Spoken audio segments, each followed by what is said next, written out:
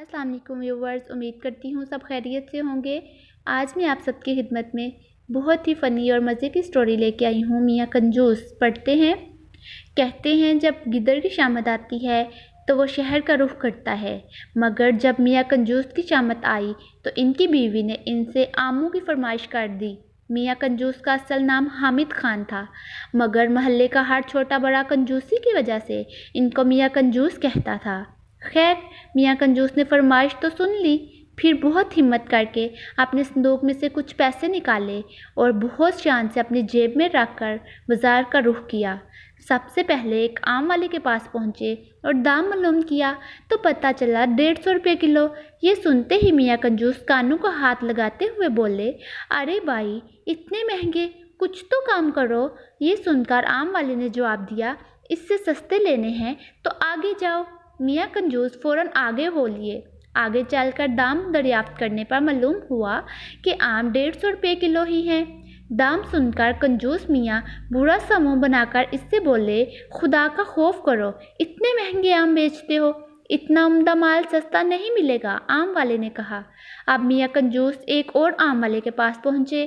آموں کی حالت قابل دید تھی، پچ کے گلے سڑے جن سے رس بہہ رہا تھا، ہزاروں کی تعداد میں مکھیاں بن بنا رہی تھیں۔ میاں کنجوس نے پوچھا، بھائی آم کیا کلو دیتے ہو؟ آم والے نے جواب دیا، سب سے سستا لگایا ہے، صرف 80 روپے کلو۔ میاں کنجوس غصے سے جھنجھلایا اور بولے، اتنے خراب آم 80 روپے کلو؟ آم والے نے کہا، بابو جی، اس سے سستا آم کہیں نہیں ملے گا۔ ہاں، آپ کو مفت چاہیے تو وہ سامنے کنویں پر آم کا درخت لگا ہے، وہاں سے توڑ لو۔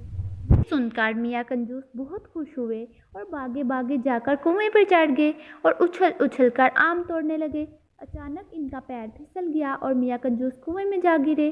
وہ تو خیر ہوئی کہ کنواں خشک تھا، مگر میاں کنجوس گرتے ہی اٹھ کھڑے ہوئے اور کپڑے جاڑ کر کنویں میں پڑے ہوئے آم اٹھا کر جھولی میں بھرنے لگے۔ مگر جب اوپر نظر اٹھائی تو بہت پریشان ہوئے، کیونکہ اب کنویں سے کس طرح نکالا جائے۔ یہ خیال آتے ہی میاں کنجوس لگے چیخنے چلانے۔ اسی وقت ادھر سے ایک گھوڑا گاڑی والا گزرا۔ اس نے جب یہ آواز سنی اور میاں کنجوس کو کنویں میں دیکھا تو اس سے رحم آ گیا اور اس نے اپنی گھوڑا گاڑی کا رسہ نکالا اور کنویں کے اندر لٹکا کر اوپر سے رسہ مضبوطی سے پکڑ لیا اور کہا کہ رسہ پکڑ کر آ جائیں۔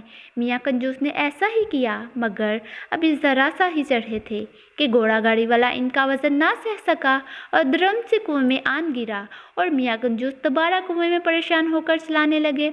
ان کے ساتھ گھوڑا گاڑی والا بھی چلانے شروع ہو گیا۔ اچانک اس آم کے درخت کا مالک وہاں پہنچ گیا۔ اس نے دیکھا اور حیران ہو کر پوچھا کہ تم دونوں کنویں میں کیا کر رہے ہو؟